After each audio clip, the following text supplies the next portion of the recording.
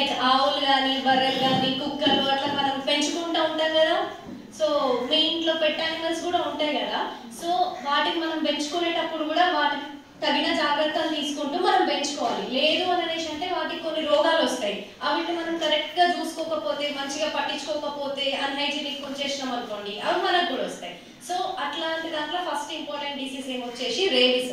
So ఇది rabies మెయిన్గా కుక్కల ద్వారా వస్తుంది. కుక్కలు కానీ ఇట్లా బయట తోడేళ్ళు కానీ నక్కలు కానీ అట్లా అవి కూడా అడవుల ఏరియాలలో ఉంటాయి కదా. సో అట్లాంటి యానిమల్స్ ద్వారా వస్తాయి అన్నమాట. సో మెయిన్గా ఏంటిది అనేసి అంటే పిచ్చి కుక్కలు రోడ్డు మీద తిరుగుతూ ఉంటాయి కదా. అది ఎప్పుడైనా ఒకవేళ అన్ఫార్చునేట్లీ మనకు కరిచింది అనుకోండి, కరిచినప్పుడు ఏమవుతుంది అనేసి అంటే దాని లాలాజలం సలైవా ఉంటుంది కదా, దాని లోపల వైరస్ ఉంటుంది. ఈ వైరస్ పేరు ఏంటిదంటే లిసా వైరస్. సో ఈ వైరస్ ఏమైతే మనకి ఎప్పుడైతే కరుస్తుందో అది మన నరాల లోపలికి కానీ మజిల్ లోపలికి కానీ ఇంజెక్ట్ అవుతుంది.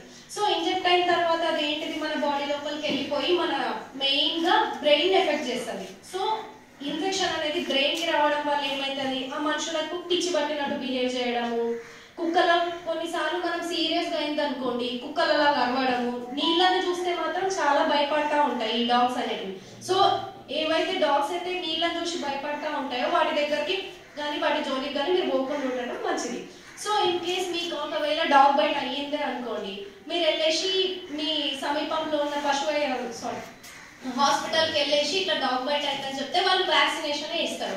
అట్లా కొన్ని డేట్స్ ఉంటాయి, కరిచిన రోజు 3 రోజులకి 7 రోజులకి అట్లా వ్యాక్సినేషన్ చేయించుకుంటే దీనివల్ల ఏం ప్రమాదం ఉండదు.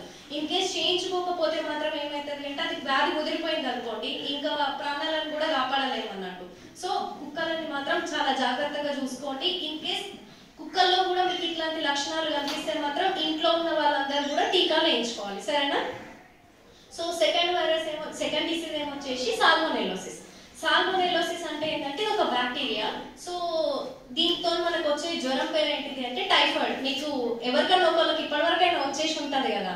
సో ఇది దేని వల్ల వస్తుంది అనేసి అంటే మనము తింటా ఉంటాం, ఫుడ్ తింటా ఉంటాం, అంతా మనం మంచిగా చూసుకోకుండా కంటామినేటెడ్ అయిపోయి ఉంటుంది అనుకోండి. అంటే పరిశుభ్రంగా చేసుకోకపోవడం వల్ల, డస్ట్ అవన్నీ అట్లా పడడం వల్ల, ఈవెన్ ఈగల వల్ల కూడా ఈ మనం ఏవైతే ఫుడ్ ఐటమ్స్ తింటామో దాని మీదకి వచ్చే ఛాన్సెస్ ఉంటాయి.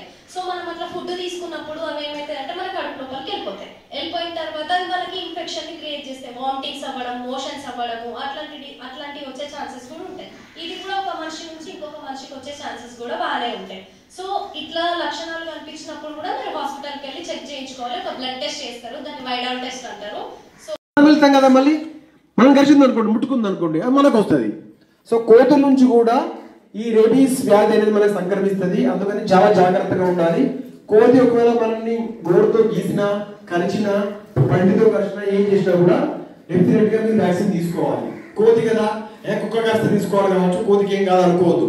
కోతి నుంచి కూడా మనకి ఇదే సంక్రమిస్తుంది. సో జాగ్రత్తగా ఉండాలి. ఎందుకంటే మీరు కోతులతో రెగ్యులర్ గా వస్తూనే ఉంటాయి కోతులు ఊర్లోకి. అవి కలిసినప్పుడు డాక్టర్ దగ్గరికి వెళ్తే వ్యాక్సిన్ ఇస్తారు. ఓకేనా?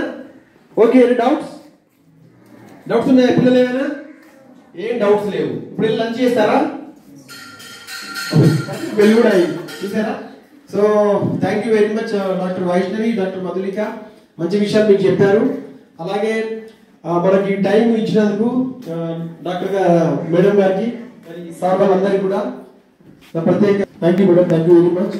అలాగే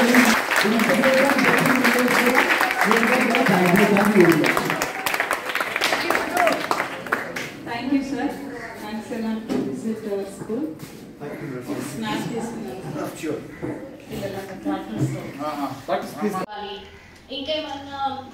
ఇంకేమన్నా ఏమంటారు మంచి ప్లేసెస్ లో మనం తినే బోళ్ళని కూడా మంచిగా అన్ని కడుక్కొని అట్లా ఉంచుకోవాలి. ఇంకోటి కాచి చల్లార్చిన నీళ్ళని తాగాలి. సో అయితే ఈ డిసీజ్ నుంచి మనకి ఏం ప్రాబ్లం ఉండదు. సో థర్డ్ వన్ ఏమొచ్చేసి నులి పురుగులు. సో మనకు నట్టలు అంటారు తెలుగులో. అయితే ఇవేంటిది అంటే పశువులకి ఏమొచ్చేసి వాటి కడుపు లోపల నట్టలు ఉంటాయన్నమాట. నట్టలు ఉన్నప్పుడు ఏమవుతుంది అంటే అవి పేడ పెడతాయి కదా, పేడ లోపల వాళ్ళ ఎగ్స్ బయటకు వస్తాయి. ఆ ఎగ్స్ అనేటివి మన కళ్ళకు మాత్రం కనిపించవు, అవి మైక్రోస్కోప్ లో చూస్తేనే కనిపిస్తాయి. సో మన ఇంట్లో జనరల్ గా పిడకలు కొడతా ఉంటారు కదా, అట్లా పిడకలు కొట్టినప్పుడు ఏమైతా ఉంటది, మనం సరిగ్గా హ్యాండ్స్ వాష్ చేసుకోకపోయినా మన నెయిల్స్ లోపల ఇరుక్కున్న గోర్లు మాత్రం అందుకే ఎక్కువ పెంచుకోకూడదు. సో నెయిల్స్ లో ఇరుక్కున్నప్పుడు మనం అన్నం తింటా ఉంటాము, అంత క్లీన్ చేసుకోకుండా అట్లా చూసుకుంటే ఏమవుతుందంటే ఆ ఎగ్స్ ఏవైతే ఉన్నాయో మన కడుపు లోపలికి చేరుతాయి.